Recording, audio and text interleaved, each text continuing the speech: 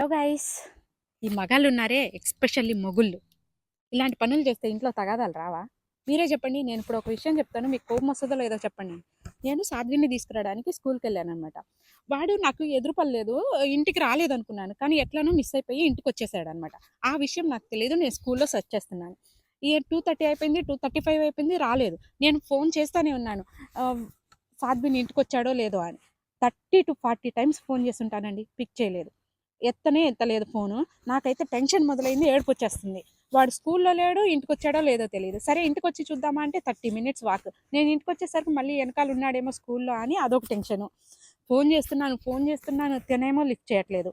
ఫైనల్గా నాకైతే ఏడుపు వచ్చేసింది, బాగా ఏడుపు వచ్చేసింది. ఫోన్ చేస్తున్నాను, అసలు చుట్టుపక్కల వాళ్ళు ఎవరు తెలియదు నాకు. వాళ్ళకి ఫోన్ చేసన్నా అట్లీస్ట్ ఇంటికి వచ్చాడో లేదో కనుక్కోవడానికి.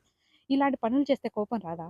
కోపంతో పాటు ఫ్రస్ట్రేషన్ రాదా? మీ మొగుళ్ళు కూడా ఇంతేనా? ఇంతే చేస్తారా?